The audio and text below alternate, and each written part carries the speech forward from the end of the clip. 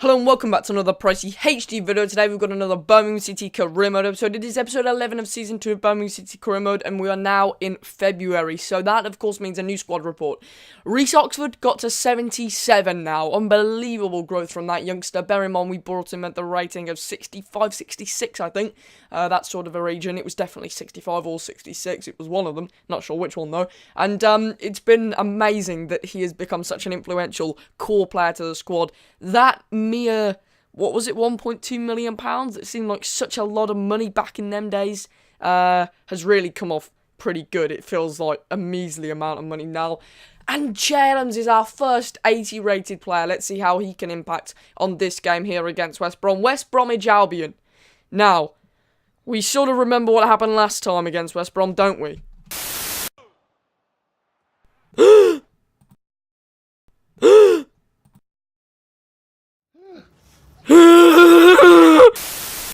Okay, moving on. That's probably the weirdest cutscene I've ever done. Either way, that is now the start of this game here against West Bromwich Albion. Can we amend our bad doings at the earlier parts of the season against West Brom? We played them just before January, of course, so it's a quick turnaround, really, into the second half of the fixtures in this league, and it's only recent that we seem to have played them, but we started off very well, and when we're creating chances like that, we will have results. Adams, our brand new 80 rated player, of course, first 80 rated player in our squad. He's looking fresh, he's looking very, very shiny gold now on Ultimate Team, and he gets taken down. He is the creative influence in this game, to be honest, and after that massive bar hit and 45 minutes of frustration, Johnny Evans takes down the Birmingham City striker, the former Manchester United centre-back, of course, getting a bit clumsy there. And it is, of course, the 80-rated striker. Can he christen himself with a goal? Yes, he can! He has now got his first goal as an 80-rated player. Unbelievably, we are now 1-0 up here against West Bromwich Albion. Fantastic first half. And what a brilliant time to score as well. All that work rate and ethic there, that's really gone to show that was worth it. Fantastic half here against West Brom, and what a brilliant end to it as well. So, can we build on that in the second half, or will they punish us back? I really wonder. It would be brilliant to get a win against Tony Pulis' side, especially after that embarrassing 3-0 loss last time out. And you can see here, we're getting another injury. I think that was Han Chan-hee or Pereira, or what? Han Chan-hee, I think. It just happens too often. Han Chan-hee, Pereira, there's a lot of injuries in my squad at the moment, and it might begin to start showing. Magoma's been out for months. I don't know whether you've noticed. I don't really update you on the injuries very often, and I should more. But it doesn't matter, because we've doubled our lead here against West Brom, despite the fact that Han Chan-hee's left the field of play. It is Lozano this time out. He's broken his duck. It's been 12 games in between Lozano's previous goal and this goal. I remember when he was almost top scorer in the Premier League. I was really feeling it with him. I really thought he could build on that, and then suddenly, after them games where he scored quite a few goals consecutively, he just stopped scoring, shot down the top scoring tally, but this time he's broke that duck, and hopefully this is his turnaround point for the season. And I mean, it's a brilliant opportunity for us to turn around the season as well, because last episode we had a bit of a dodgy one. Then again, we are still in like 6th or whatever, aren't we? So, I mean, it's not really like a turnaround in the season. 2-0 against West Brom. Fantastic result, fantastic victory. You can't really praise us any more than that. That's the sort of victory that is really comfortable. Not a thrashing, but just a really comfortable, nice win. That's a nice rounded win. I love a 2-0 win. It just feels really good. Anyway, now, their first time out at the London Stadium. The Olympic Park, of course, here in Stratford. We are playing West Ham United at their brand new home stadium, which is completely shadowish. It's so dark on there, and it is really quite difficult to play on due to all the shadows and everything as well. But 35 minutes in, the stalemate was still existent, and unfortunately, there was no team looking better than the other who was going to score.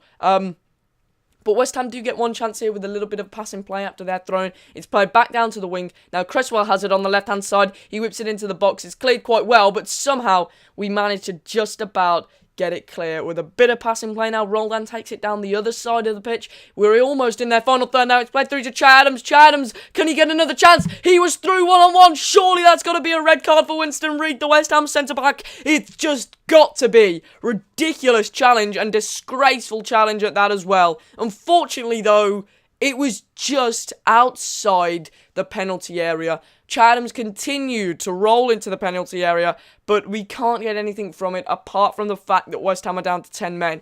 But is that going to be a positive for West Ham? Down at 10 men, we are now under a lot of pressure to try and win this game. If we don't, then the 10 men will really show as a part of an embarrassment, to be honest. And it has taken a ridiculous amount of time. But we didn't get anything in the closing half of that game. 10 men West Ham got the result. They fought hard. They finally got the outcome that they wanted, to be honest, because they'll take a point against us there. Especially the fact that they're at home. I suppose that would be working against us.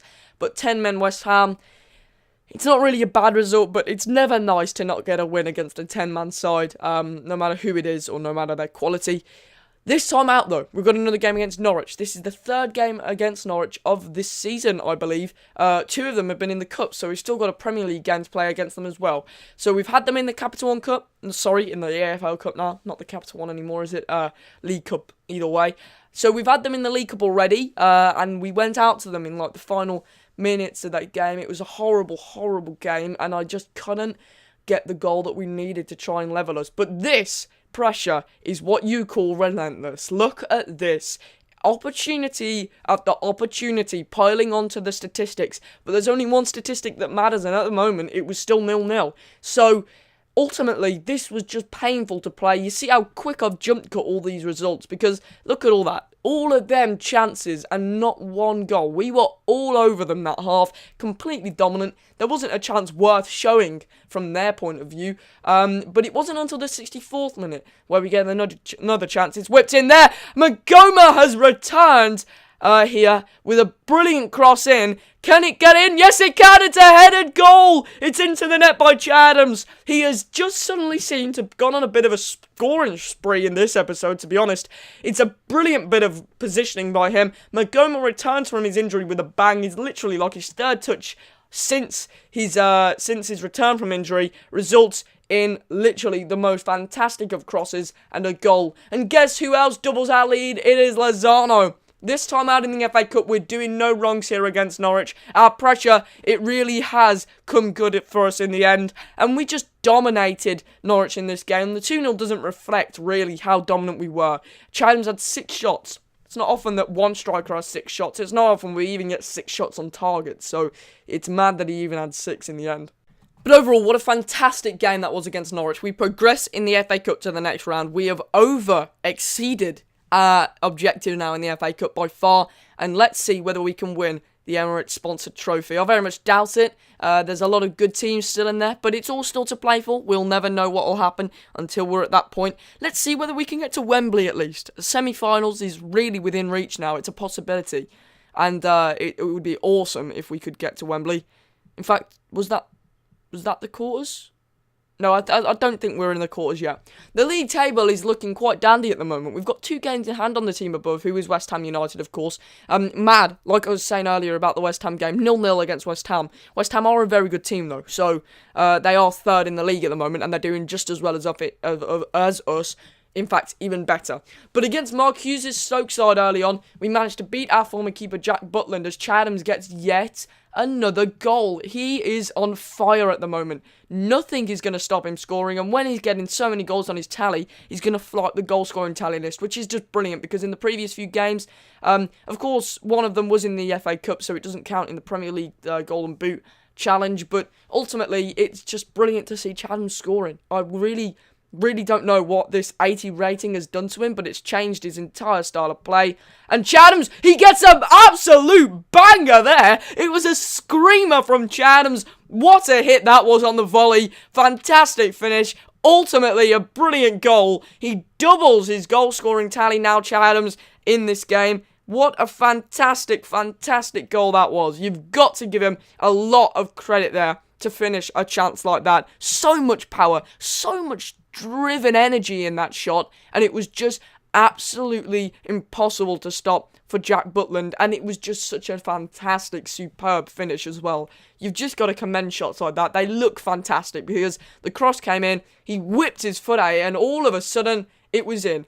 Bear in mind, he is on a brace here, Chathams, and he's running forward. Solomon plays it into him. Chathams, can he get his first ever hat-trick? No! Oh my! Oh, it's creeped in! It hit the post, and then it creeped in the final third, and unbelievably, Chathams has not only got his first hat-trick, but that is the, fun fact, first hat-trick of our entire series, not just this season. We didn't get a hat-trick last season, I believe. I'm pretty sure that's accurate anyway. Tell me if I am wrong and you can remember a hat-trick, but I'm pretty certain there was not one hat-trick in this season. And somehow, against the odds, it hits Butland on the way through, flies up, and I'm just thinking, God, no, please don't miss. Please just creep in. And it's exactly what it did, because it was devastating when that ball hit the post, because I so badly wanted to get a hat-trick with a player before the end of this series, because at that rate, it wasn't going to happen. Unbelievably, Chathams adds 3 to his tally. He's flew up the goal scoring list now. He gets the match ball, and deservedly so. Brilliant game from him. What a performance, and we beat Stoke at the Britannia, which isn't an easy fate. Sorry, it's the Bet365 stadium now, isn't it? It's not an easy fate to do that.